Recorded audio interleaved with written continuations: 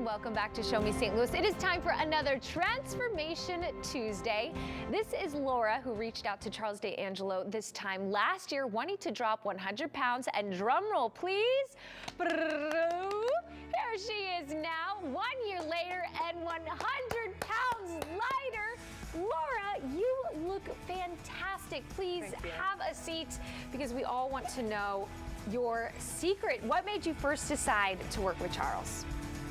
Well, I've been gaining slowly over a number of years, and then COVID was really a big challenge for me, and I reached a new height and weight.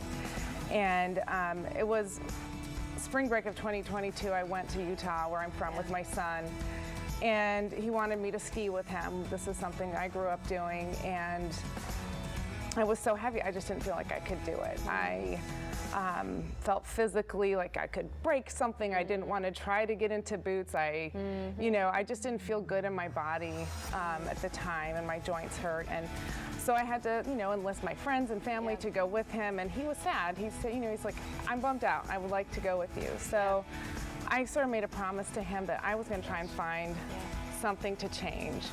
And I was going to go with him the next year. And I did. We went. Beautiful. Yeah, I love that. So, you know, we went, he snowboards, he doesn't ski, I ski.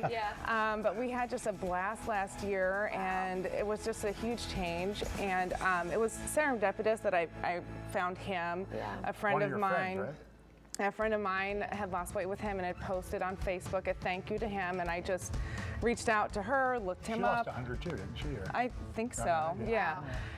And so, you know, I called him, and I just sort of closed my eyes and said, I'm going to try this. It's something different. I've tried lots of other things, and it really worked. Well, Laura, we're so proud of you. I'm so glad that you went and did that ski trip. Now, for Charles, the holidays are approaching. I mean, it's a stressful time. So what if people want to change like Laura did? So I think Laura really hits on a very important point. That is, we really need to think less about how and more about why.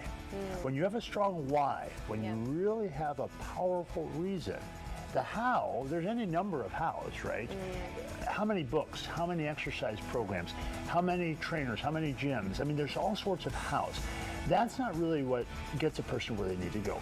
Staying focused on why change is a must and making it a standard that you hold yourself consistent to is what creates the type of change that Laura's created, where no matter it's Thanksgiving or Christmas or New Year's or Valentine's Day or your birthday or an anniversary or a death or anything, we can always find reasons to abandon what we need to be doing. So really focusing on why we need to change. When a person comes to see me, we sit down and we talk about why is it now the time to make this a must? Not a should, not a might, not an ought to, a must.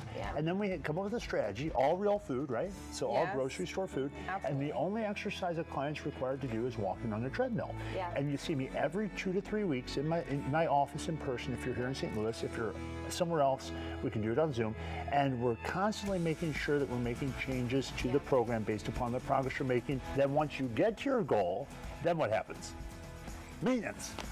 And now, how long have you kept the weight off now, Laura? 6 months. 6 months, and she's still skiing, she's still doing her thing. Laura, you look fantastic. Again, thank you for being here. Charles, thanks for being here. If not now, when, everyone? Find your why today and stick with it. All that information, Charles can help you on your next journey by giving him a number right there on your screen.